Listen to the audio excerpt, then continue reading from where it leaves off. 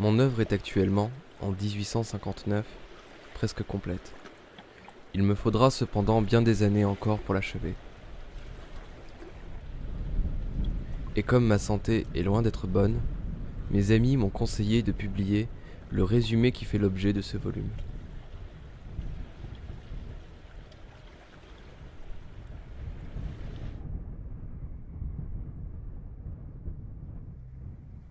De Candolle l'aîné et Lyell ont démontré avec leur largeur de vue habituelle que tous les êtres organisés ont à soutenir une terrible concurrence. Il naît plus d'individus qu'il n'en peut survivre. Un atome dans la balance peut décider des individus qui doivent vivre et de ceux qui doivent mourir.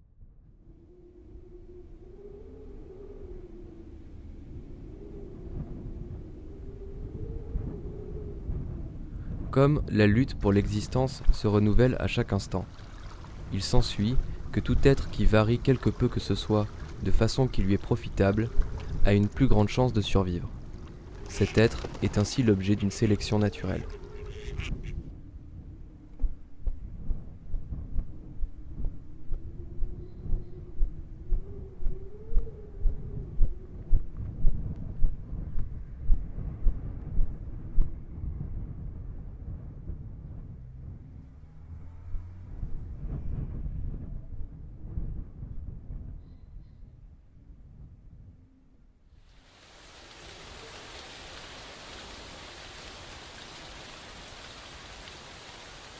Le climat joue un rôle important quant à la détermination du nombre moyen d'une espèce, et le retour périodique des froids ou des sécheresses extrêmes semble être le plus efficace de tous les freins.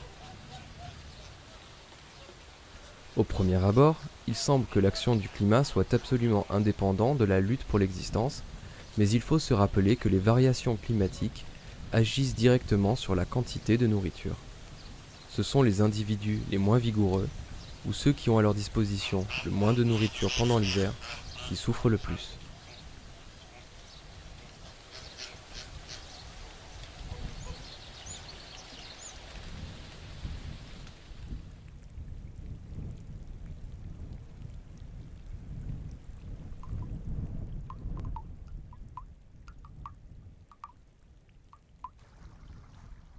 Comme les individus d'une même espèce entrent sous tous les rapports en plus étroite concurrence les uns avec les autres, c'est entre eux que la lutte pour l'existence est la plus vive.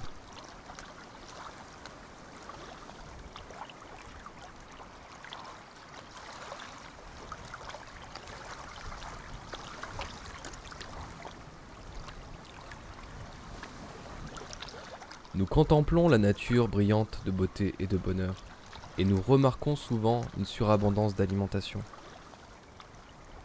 Mais nous ne voyons pas, ou nous oublions, que les oiseaux qui chantent perchés nonchalamment sur une branche se nourrissent principalement d'insectes ou de graines, et que ce faisant, ils détruisent continuellement des êtres vivants.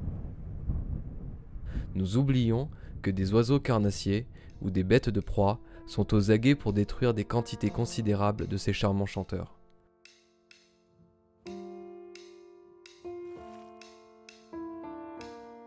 Nous ne nous rappelons pas toujours que s'il y a certains moments surabondance d'alimentation, il n'en est pas de même pendant toutes les saisons de chaque année.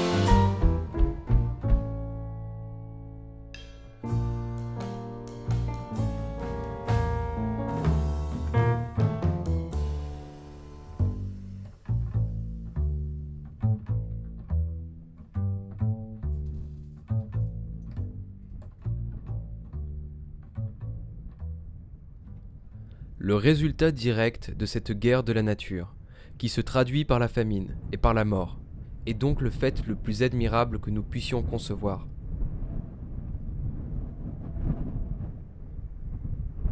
N'y a-t-il pas une véritable grandeur dans cette manière d'envisager la vie ? Avec ses puissances diverses, attribuées primitivement par le Créateur à un petit nombre de formes, ou même à une seule.